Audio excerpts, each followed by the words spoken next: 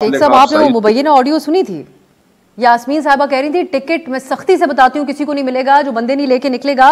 मेरा सवाल ये था शेख साहब के एक मौके पे भी खान साहब ने ये बात क्यों नहीं कही कि नौजवानों खबरदार बाहर ना निकलना, ये चीज अदलिया का एहतराम मैं करता हूँ, मैं जा रहा हूँ वहां पे। मेहरबानी करें, वो मैं पहले आपने बात कर लिया, आगे नहीं निकलते, पहले बात का जवाब दे लेते।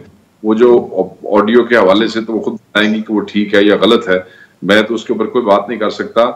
मैंने जो खुद देखा मैं आपको वो बता, टिकट्स की मीटिंग जो है आज से 3-4 दिन पहले वो हो गई थी। मैंने आपको कहा कि जिस वक्त हाई कोर्ट से रिलीफ मिला, खान साहब वापस आए, लोग जो कारकुनान पंजाब के मुख्तलिफ हिस्सों से और लाहौर से आए थे खुशी मना के अपने घर वापस चले गए, क्योंकि सुबह खान साहब हाई कोर्ट जा रहे थे। आपके पास मोटरवे की फुटेजेस होंगी कि खान साहब जिस वक्त लाहौर से निकल के इस्लामाबाद की तरफ रवाना हुए तो गाड़ियों की तादाद क्या थी, कितने लोग थे, एक डबल कैबिन में कितने बंदे बैठते हैं, वो आपके पास अगर ना हो बंदे के पास तो मैं आपको फुटेज भिजवा दूंगा।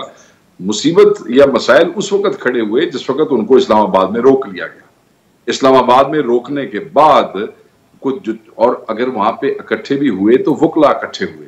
फिर वहां जो इस्लामाबाद के वर्कर्स थे जिनको कोई कॉल नहीं दी गई थी प्रायर के आपने इकट्ठे होना है, क्योंकि अदालत में अपनी खुशी से पेश होने जा रहे थे और कह रहे थे बार बार, छोटी बॉन्ड जमा कराया हुआ था, तो वहां पे वकला ने साथ जाना था।